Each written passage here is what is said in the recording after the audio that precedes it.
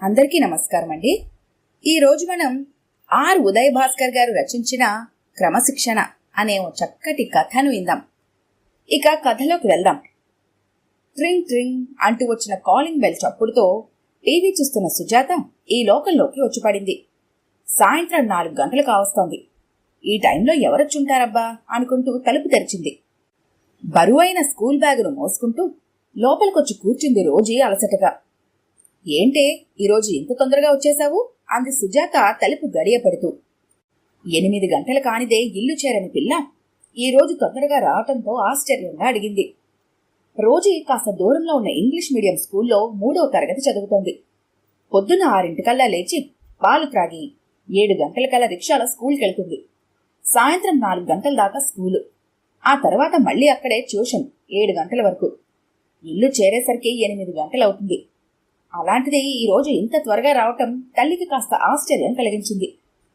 మా ట్యూషన్ టీచర్కు ఒంట్లో బాలేదట, అందుకే ఈరోజు ట్యూషన్ లేదు అంటూ బూట్లు విప్పదీసి తల్లి ఒడిలో చేరింది.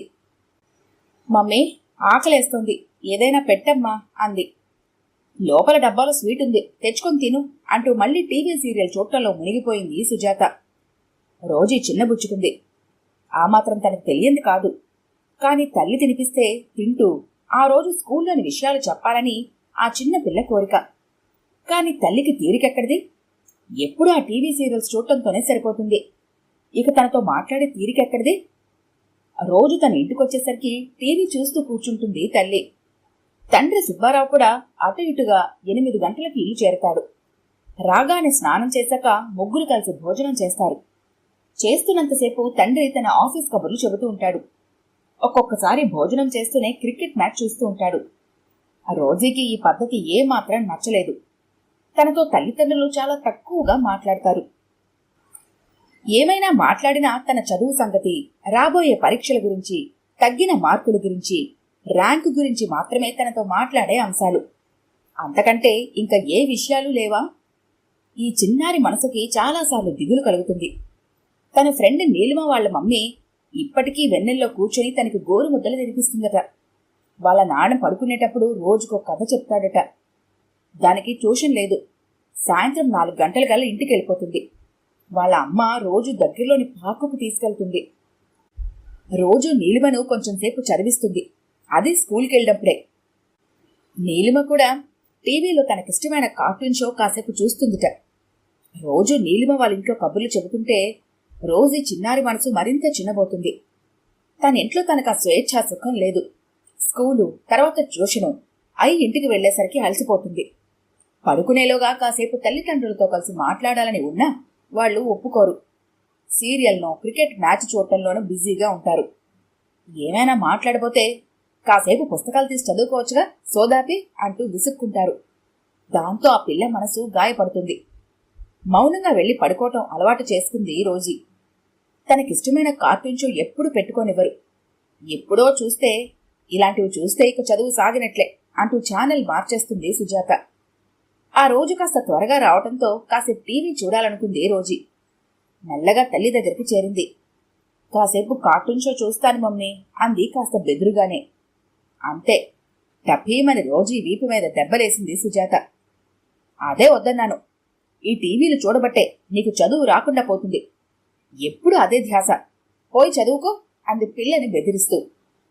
బిక్క చచ్చిపోయింది రోజీ. వెంటనే రోషం వచ్చింది.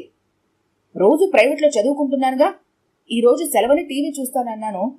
రోజు నేనెక్కడ చూస్తున్నాను అంది కాస్త ఏడుపు గొంతుతో. అయినా నాకు అన్నింటిలో 90% వస్తున్నాయి. ఎప్పుడు చదువు రాదని అంటావేంటి అంది కాస్త ధైర్యం కూడా తీసుకుని. ఈసారి మరింత పెద్ద దెబ్బ పడింది రోజీ వీపు మీద. ఏంటే ఎదిరించి మాట్లాడటం నేర్చుకుంటున్నావు? నీ మార్కులు బాగుంటే ఫస్ట్ ర్యాంక్ రావట్లేదే. ఎప్పుడు సెకండ్ ర్యాంకే వచ్చేది. పైగా పొగరబోత్తనం నేర్చావు. రాణి, ఇవాళ నాన్నకు చెప్పి నీ సంగతి తేలుస్తాను, పో అవతలకు అంటూ రోజుని ఒక్క తోపు తోసింది. ఆ తోపుకు రోజు వెళ్లి గది మూల ఉన్న బట్టల మూటపై పడింది. ఆ పిల్ల కళ్ళ వెంట కన్నీరు ధారలుగా కారుతోంది. వెధపిల్ల వెధవేషాలు అంటూ సనుగుతూనే ఉంది సుజాత. అయితే టీవీ చూడటం మాత్రం మానలేదు. రోజీ అలానే పడుకుని ఉంది. తండ్రి వచ్చాక పలకరిస్తే లేవాలని ఆ చిన్న హృదయం తండ్రి రాకకై ఎదురు చూసింది. సుజాత మాత్రం తిరిగి పిల్ల వంక చూడనైనా చూడలేదు. ఇంటి పనులు, వంట పనులు చేస్తూ కూడా తిరిగి టీవీ చూడటం దినచర్యలో భాగమే ఆమెకి. రాత్రి 8 గంటలకు వచ్చాడు సుబ్బారావు. రాగానే గదిలో మూల పడుకున్న రోజీని చూసి ఆశ్చర్యపోయాడు. రోజీ, ఒంట్లో బాలేదా అమ్మా అంటూ దగ్గరకు తీసుకున్నాడు పిల్లను. ఒక్కసారిగా బావురు మంది రోజీ. తండ్రిని కరుచుకుపోయింది. పిల్లకు ఏమైందో అర్థం కాలేదు సుబ్బారావుకి. మంచినీళ్ళ గ్లాసుతో వచ్చింది సుజాత. ఇవాళ మీ కూతురు నా మీద అలిగిందిలేండి. కాసేపు చదువుకోవే అన్నందుకు పొగరుబోత్తనంగా మాట్లాడుతోంది అంటూ జరిగిన విషయం 1కి 2 మాటలు చేసి చెప్పింది సుజాత. నిజమేనా అన్నట్లుగా చూశాడు సుబ్బారావు కూతుర్ని. డాడీ, ఈరోజు ప్రైవేట్ సెలవుని తొందరగా స్కూల్ నుంచి వచ్చాను. కాసేపు కార్టూన్ షో చూస్తానంటే మమ్మీ కొట్టింది. ఇంకేదో చెప్పబోతోంది. చల్లుమని పడింది సుబ్బారావు అరచేతి దెబ్బ. రోజీ బుగ్గపై ఎర్రగా 5 వేలు అచ్చులు పడ్డాయి. రోజు వెళ్లి గది మూలగా పడింది. సుబ్బారావు కళ్ళు ఎర్రబడ్డాయి కోపంతో. వేలకు వేలు ఫీజులు కట్టి నేను చదివిస్తుంటే చదువు మాని టీవీ చూస్తానంటావా? పైగా చదువుకోమంటే ఎదిరించి మాట్లాడతావా? ప్రైవేట్ లేకపోతే ఆ టైంలో ఇంగ్లీష్ చదువుకోవాలి, అంతేకాని టీవీ చూస్తానంటావా? ఇలా చేస్తే వచ్చే ఏడాది హాస్టల్లో వేసేస్తాను. జాగ్రత్త, ఒళ్ళు దగ్గరుంచుకొని చదువు. కోపంతో ఊగిపోతున్నాడు. అతని కోపం చూసి సుజాత కూడా భయపడింది. అసలు భోజనానికి కూడా రోజుని పిలవలేదు సుబ్బారావు, సుజాత. భోజనం చేసి కాసేపు టీవీ చూసి పడుకున్నారు. రోజు మాత్రం అలానే ముడుచుకొని పడుకుంది.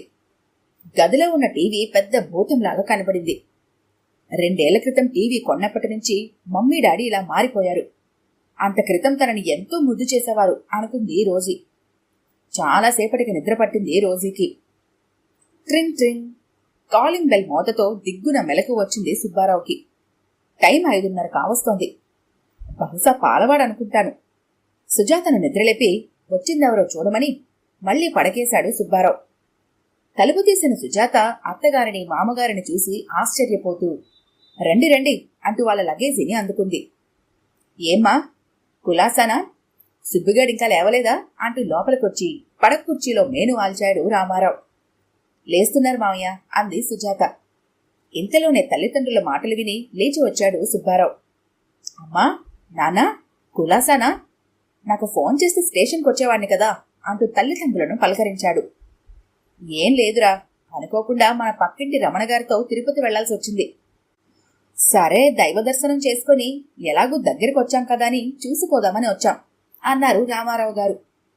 జానకమ్మ కాళ్ళు కడుక్కొని వచ్చి కూర్చుంది. సుజాత, మా ముద్దుల మనవరాలు రోజు ఏదమ్మా అంది చూపులతో వెతుకుతూ. అప్పటికి కాని గుర్తు రాలేదు సుబ్బారావు సుజాతలకు పిల్ల సంగతి. ఇంకా లేచినట్లు లేదత్తయ్య గారు, ముందర మీరు మొహాలు కడుక్కుంటే కాఫీ తాగుతూ మాట్లాడుకోవచ్చు అంది సుజాత. సుబ్బారావు మెల్లగా రోజీని ఎత్తుకుని మంచం పైన పడుకోబెడుతూ ఉలిక్కి పడ్డాడు. పిల్ల శరీరం కాలిపోతోంది. జ్వరం బాగా ఉన్నట్టుంది. దుప్పటి కప్పి మెల్లగా సుజాతతో చెప్పాడు. కంగారు పడింది సుజాత. అత్తమామలు వచ్చినప్పుడే రావాలి ఈ జ్వరం. పిల్లకి జ్వరం అంటే అత్తగారు తనపై విరుచుకు పట్టం ఖాయం. అందుకే మౌనంగా ఉండిపోయింది. ఇంక పిల్లను లేపమ్మా, ఎంతసేపు ఆ ముద్దు నిద్ర అంటూ జానకమ్మ మెల్లగా మంచం మీదున్న రోజీ దగ్గరకొచ్చి, చిన్నా లేమ్మా, తాతయ్య బామలొచ్చారు అంటూ చిన్న ముద్దు పెట్టుకుంది. అంతే, పిల్ల ఒళ్ళు కాలిపోతున్న విషయం గ్రహించింది. సుబ్బి, పిల్లకు జ్వరం వచ్చినట్టుందిరా కంగారుగా అంది. రామారావు గారు ఒక్క ఉదుటున లేచి రోజీ చేతిని పట్టుకుని చూశారు. జ్వరం బాగా ఉందిరా అబ్బాయి, వెంటనే హాస్పిటల్కి తీసుకెళ్ళు కంగారుగా అన్నారు ఆయన. రాత్రి లేదు నాన్న, పొద్దున్నుంచే ఉన్నట్లుంది, మెల్లగా తగ్గుతుందిలే అన్నాడు సుబ్బారావు కాస్త భయంగానే. తండ్రంటే ఈ రోజుకి భయమే. ఏంట్రా తగ్గేది, వెంటనే హాస్పిటల్కి తీసుకెళ్ళు అంటూ జానకమ్మ రోజీని ఒళ్ళోకి తీసుకుంది. మెల్లగా పిల్ల ముంగురులు సరిచేస్తుంటే కనబడ్డాయి రోజీ బుగ్గ మీద వాతులు తేలిన 5 వేల అచ్చులు. విషయం అర్థమైంది జానకమ్మకు. అదే సమయంలో రామారావు గారు కూడా ఆ కందిన లేత బుగ్గను చూసి జరిగిన విషయం గ్రహించారు. ఏంట్రా, పిల్లను కొట్టావా? రామారావు గారి మాటలోని కరుకుదనానికి సుబ్బారావు కొంచెం కంగారు పడ్డాడు. ఏం లేదు నాన్న, కాస్త అల్లరి ఎక్కువైంది, మరీ క్రమశిక్షణ తగ్గిపోయింది. ఎంతసేపు టీవీ చూడాలనే యావ తప్పితే చదువు మీద ధ్యాస లేదు. కాస్త చిన్న దెబ్బ పడిందిలే అన్నాడు నసుగుతూనే. పిల్లల్ని కొడితే క్రమశిక్షణ చదువు వస్తాయా? అయినా అదేం బిఏలు ఎంఏలు చదువుతోందా? 3వ క్లాస్కి అంత క్రమశిక్షణ తప్పిందా అన్నారు రామారావు గారు. పిల్ల ఇంట్లో ఉండేది ఎప్పుడు? అల్లరి చేసిందెప్పుడు? టీవీ చూడాలని పేచి పెట్టిందెప్పుడు? రామారావు గారి కరుకు కంఠానికి సుబ్బారావు దగ్గర సమాధానం లేదు. ఇక తప్పదన్నట్లు నోరు విప్పింది సుజాత. ఈ రోజుల్లో ఎంత కష్టపడి చదివినా చాలటం లేదండి. పోటీ మరీ ఎక్కువైపోయింది. చిన్నప్పటి నుంచే బాగా చదివితేనే పెద్దయ్యాక ఉద్యోగాలొచ్చేవి. ఇప్పుడు చదువు క్రమశిక్షణ తగ్గితే ఇంక పెరిగాక అసలు మాట వినరు అంది. కోడలి వంక సాలోచనగా చూశారు రామారావు గారు. అప్పటి వరకు మౌనంగా ఉన్న జానకమ్మ నోరు తెరిచింది. క్రమశిక్షణ అంటే ఏంటమ్మా? రోజంతా స్కూలు, ప్రైవేట్లు అని పసివాళ్లను వేధించటమా? ఒక ఆటా పాటా లేకుండా బాల్యమంతా నరకం చవిచుట్టమేనా క్రమశిక్షణ అంటే? అది క్రమశిక్షణ అనటం కన్నా శిక్ష అనటం నయం. పెద్ద ఉద్యోగాలంటే ఏమిటి? మనకు కనీసపు అవసరాలు తీర్చి మనశ్శాంతి అందించే ఉద్యోగమే పెద్ద ఉద్యోగం. పిల్లలపై పెద్ద ఆశలతో డాక్టర్లు, ఇంజనీర్లు కావాలని వారిపై మోయలేని ఆంక్షలు పెట్టడం, క్రమశిక్షణ పేరుతో వారి బాల్యాన్ని నరకం చేయటం వలన వారు వయసుకు తగ్గట్టు ఎదగకుండా నిరోధిస్తున్నది పెద్దలే. కాసేపు మౌనం రాజ్యమేలింది. సుబ్బారావు సుజాతలో చిన్నబుచ్చుకున్నారు. చిన్న విషయాన్ని ఇంత పెద్దగా చేయటం సుజాతకు నచ్చలేదు. కాని ఏమీ అనలేదు. మరి రామారావు సర్దుకొని, సరే ముందు పిల్లని ఆసుపత్రికి తీసుకెళ్ళండి అన్నారు. ఈ మాటల్లో రోజీ లేచింది. బామ్మను కరుచుకొని పడుకుంది. ఏం జరుగుతుందో తెలియకపోయినా మమ్మీ డాడీలను తాత బామ్మలు తిడుతున్నారని తెలిసింది. కాని ఆ తర్వాత ఆ కోపంతో మళ్లీ కొడతారేమో అనే భయం కూడా వేసింది. సుబ్బారావు బట్టలు వేసుకుని రోజీని ఆసుపత్రికి తీసుకెళ్లాడు. రామారావు దంపతులు స్నానపానాదులు కానిచ్చి కాస్త నడుం వాల్చారు. కొద్దిసేపటికి సుబ్బారావు పిల్లని తీసుకొచ్చి పడుకోబెట్టాడు. పిల్ల జ్వరం అలానే ఉంది. రోజీని అలా చూశాక సుజాత తల్లి హృదయం తల్లడిల్లింది. నిజమేనేమో, తామిద్దరం అలా ప్రవర్తించి ఉండకపోవాల్సింది అనుకుంది. ఎంతైనా తల్లి ప్రాణం కదా. జానకమ్మ రోజీ పక్కన కూర్చుని మందు తాగిస్తోంది. నే తాగిస్తాలే అత్తయ్యగారు అంది సుజాత. ఆమె మనసు కాస్త పశ్చాత్తాపం చెందుతోంది. ఇంతలో రోజీ మెల్లగా కదులుతోంది. అమ్మా, నేను టీవీ చూడనమ్మా, చూడను అంటూ కలవరిస్తోంది. సుజాత దుఃఖం కట్టలు తెంచుకుంది. ఒక్కసారిగా పిల్లను గుండెలకు హత్తుకుంది. తండ్రి కొడుకులు కూడా మంచం పక్కనే కూర్చున్నారు. జానకమ్మ సుజాత తల నిమురుతూ, పిచ్చి పిల్ల, పిల్లలను దండించటం తప్పు కాదమ్మా, కాని క్రమశిక్షణ పేరుతో నరకాన్ని చూపించకూడదు అంటూ ఓదార్చింది. సుబ్బారావు కూడా పశ్చాత్తాపడుతున్నట్లుగా తల దించుకొని కూర్చున్నాడు. రామారావు గారు గొంతు సవరించుకుంటూ, చూడమ్మా సుజాత, సుబ్బిగాడిని మేం ఎప్పుడూ కొట్టి ఎరగం. వాడు స్కూలు, కాలేజీల్లో ఎంతో అల్లరి చిల్లరగా తిరిగినా మాటలతో మంచి దారిలోకి తేవటానికి ప్రయత్నించామే తప్పితే ఏనాడు చేయి చేసుకుంది లేదు. అది తప్పు కూడా. పిల్లలను క్రమశిక్షణలో పెట్టే ముందర పెద్దలుగా మనమెంత క్రమశిక్షణగా ఉన్నామో గ్రహించాలి. వారికి చదువుతో పాటు వినోదం కూడా అందజేయాలి అన్నారు. జానకమ్మ గారు అందుకుంటూ, పిల్లలు టీవీ చూడటం తప్పు కాదు. ఎంతో కొంత వినోదాన్నిచ్చే టీవీని చూడొద్దనటం తప్పు. వాళ్ళని చూడొద్దని మనం చేస్తున్న పనేంటి? రోజంతా టీవీ చూస్తూ అర్థం లేని విలువలు కోల్పోయే సీరియల్స్ చూస్తూ మనం మన కుటుంబ సభ్యుల మధ్య దూరాన్ని పెంచుకుంటున్నాము. పిల్లలు తల్లిదండ్రులతో ఎంతో దగ్గరగా ఉండాలని, వారి మాటలకు కూడా ప్రాధాన్యత ఇవ్వాలని కోరుకుంటారు. ప్రేమ, అభిమానాలను ఆశిస్తారు. టీవీ పేరుతో పెద్దలు క్రమశిక్షణ తప్పుతూ పిల్లల్ని క్రమశిక్షణలో పెట్టాలనుకోవటం ఎంతవరకు న్యాయం? నేటి ఆధునిక కాలంలో పిల్లలు క్రమశిక్షణ రాహిత్యం పెద్దల దగ్గర నేర్చుకుంటున్నదే. పెద్దలు తమలోని తప్పులు సవరించుకుని ఆదర్శంగా ఉంటే పిల్లలు క్రమశిక్షణగా ఉంటారు. మేం చెప్పిన దాంట్లో తప్పు ఏదైనా ఉంటే చెప్పండి అంది. సుజాత, సుబ్బారావు మొహాల్లో పశ్చాత్తాపం స్పష్టంగా చూశారు రామారావు దంపతులు. మర్నాడు కేబుల్ కనెక్షన్ తీయించేసిన సుబ్బారావు వంక రామారావు దంపతులు, సుజాత అభినందనగా చూశారు.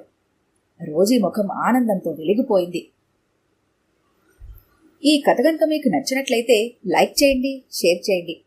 మరిన్ని ఇంట్రెస్టింగ్ కథల కోసం మా ఛానల్ని తప్పకుండా సబ్స్క్రైబ్ చేసుకోండి.